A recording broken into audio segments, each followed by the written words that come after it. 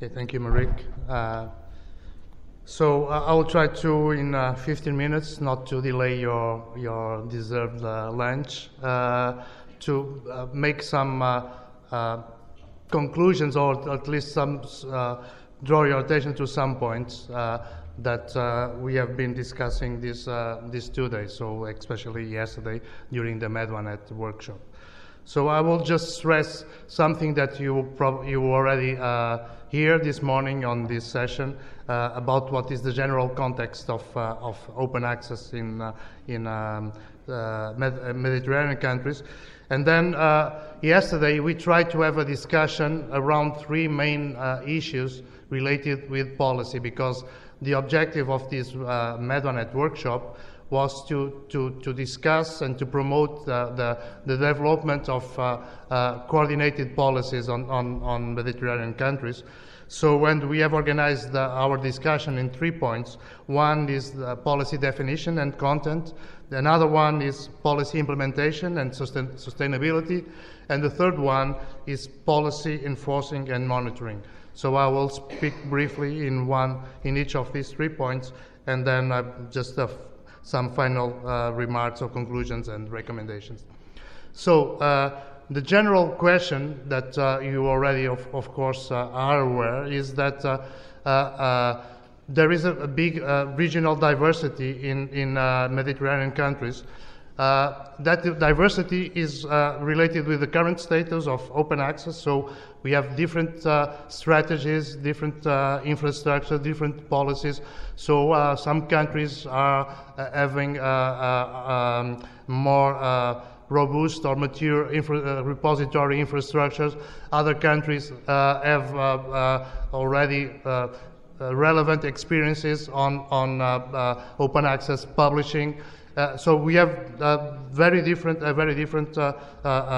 starting point situation, and also we have very different levels of awareness and involvement of stakeholders, and that is there are differences between countries, but there are also big differences inside the countries between different stakeholders. For instance, in some countries, I think we already managed to have institutional leadership to have open access on their agenda, but for instance, we lack the funders to do it, and probably other countries will be the other way around, or at least partially.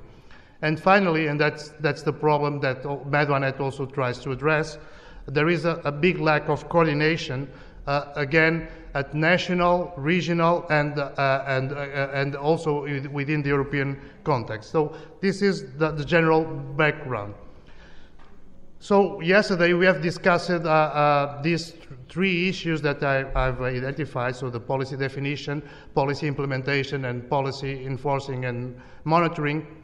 We are divided in 2 groups, so we try to focus one group on the discussion of these issues on the founder's perspective, or from the founder's point of view, and another group discussing this from the research performing institutions' point of view.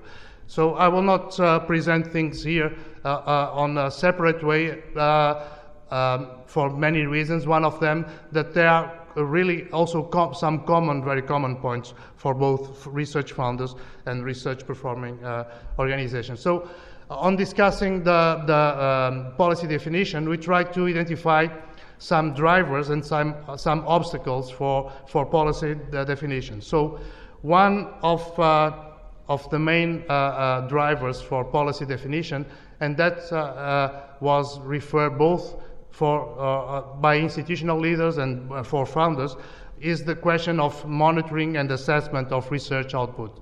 For those that hear Bernard yesterday and today, so if we are producing research, we need to have a tool to know what exactly are we producing. We are producing research articles and other outputs. So, and an open access policy is also a tool for that. And another point is that by doing that, especially from the institutional point of view, we are empowering institutions to really manage their process, their core business of research. So and being empowering institutions to manage and to preserve their output. There are another important driver, especially for research founders, for public research founders, but also we saw that this morning on the telethon talk too. I must add it here, the economic and social benefits, not only economic. So it's the agenda of innovation and economic and social benefits. So one of the key motivations and drivers for establishing open access policy at research founder level is to promote, is really to promote innovation, is to assure the best return on investment, both economically and socially, from the investment that is made in research. And another driver is, of course, the question of visibility and impact. Open access is also a tool for both research founders and institutions to make sure that the work they are founding or they are supporting is really as potential impact and visibility maximized. And finally, also there is an important point, is this open access also as a tool for supporting and promoting changes and that are needed in science, in research, and especially in research dissemination.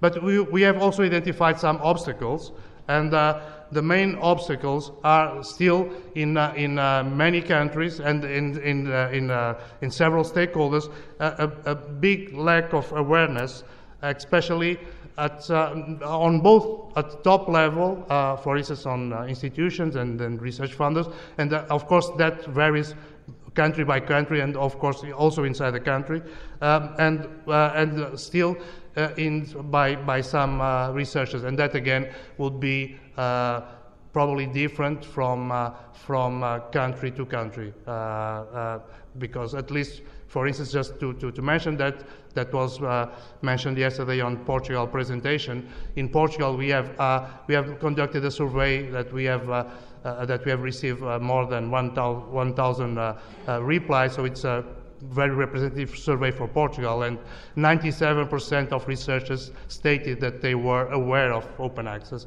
and of course, and almost 90% supported it. Another important obstacle could be the lack of context of policy.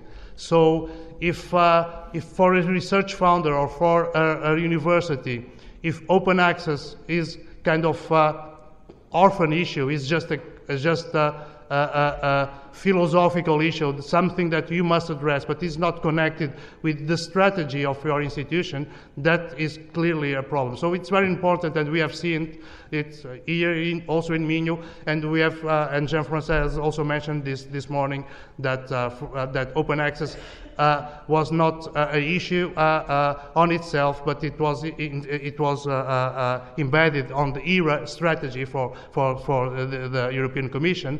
That is also very important, because otherwise, if open access is a kind of orphan issue that on top of 100 other issues that rectors or founders have to address, that will be a big problem. We must embed this question on the institutional strategy. And finally, also important point is point of lack of coordination. And finally, because I'm already spending too much time, this thing that I think is very important, this thing of the fear of change, and especially this question of the fear of the concept of change on publishers. So many times we hear that should we do that, or if we do that, what will be the consequences for publishers? And I remember, and I think that's I think it's seeing the problem the way around, because here we have an issue, and the issue is research and research dissemination. That is our focus, or that must be our focus.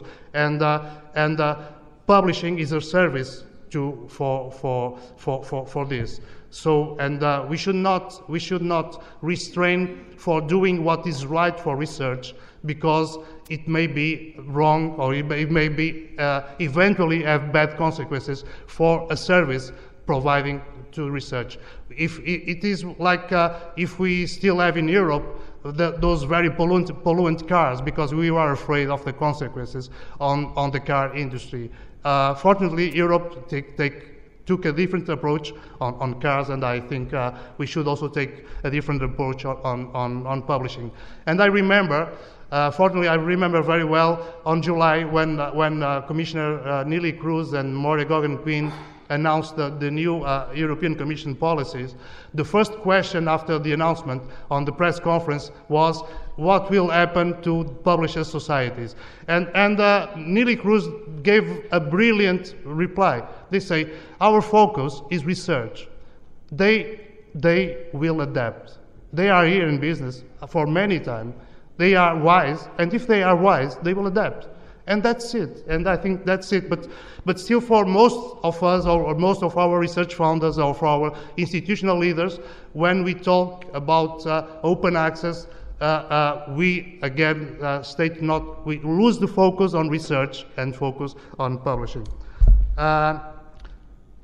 Finally, on policy the definition, we also try to identify some needs or opportunities and things that could that help us to move forward.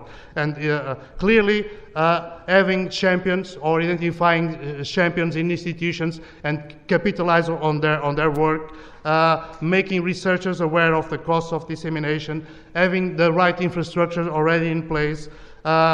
Using the new EC policies that have been announced for promoting this change and coordination, and use the work that has already been done by others, because we are not here to reinvent the wheel, because we have already some good wheels, and we can reuse them. And we finally discussed the question of policy content and wording. And of course, we discussed this question of green, gold, or if we need still other precious metals or not. Hopefully, if we have of course concluded that it would be wise to use already existing guidelines and other documents, and that we should and we should converge with the EC policy and have clear and simple policy wording. On the implementation side, the question that was identified, the questions that were identified, is that it's really important to liaise open access policy with research evaluation and assessment and monitoring. And because that is what we have seen in many institutions, that it works. And we should also try to build, because more than sanctions, especially on the research performing organization side, we should build rewards for compliances. So offer researchers value-added services like metrics, report generation, like we have seen in Liège, etc. And we also discussed the need to create and maintain and make sustainable the infrastructure that we need for all this. So and to do that, we need human resources, we need financial resources, etc. And finally, it's a question of implementation too. We need to address this question. We have discussed that the distributed model, that the one that we have also now in open air and in Europe, is a good model, because it creates synergy between the different policies and the different policy levels. It creates synergy between local policies and European policies. But to have this model work, we need to have a standardized way of identifying, especially identifying founders, so we need good metadata. Finally, on the enforcement and monitoring point, again, the most, because this issue of linking policy with research assessment and evaluation is both an implementation and a monitoring issue. So it's again the right strategy to pursue, and it's very important. We are trying to have it at various levels, at institution, at national, at European level, to require that in all reporting or official listing of publications, there should be a link or an ID for the open access version. So that could be provided by the repositories, by the portal aggregators like national portals or the open air portal, but that should be a requirement on the policies. And we also have discussed this issue that Alma this morning also mentioned, that some funders are starting to talk about sanctions for non-compliances, so retention of parts of the funding, etc. And that's something that we just discussed, no conclusion here. So I have all these points here that I will probably not read now, but because I think I can, you can read it, and I will summarize in 2 points. And these 2 points, that we need still lots of advocacy and awareness raising. Every day, yesterday, I discovered that something that I thought already was acquired was not acquired. So every day we need to raise awareness and make advocacy. And the second point is you need, and MedOANET is in a way is all about this. You need to converge, align, and coordinate. So we need to make the different initiatives, the different policies, not competing with each other, but convergent. Because if we have competing initiatives, the battle will be lost. The battle is already difficult if we all stand together and working on the same direction. If we do not, I think we risk a major failure. So we really need coordination, convergence, and alignment. And that's also what open air that will start in the afternoon and MedOANET are all about. So thank you.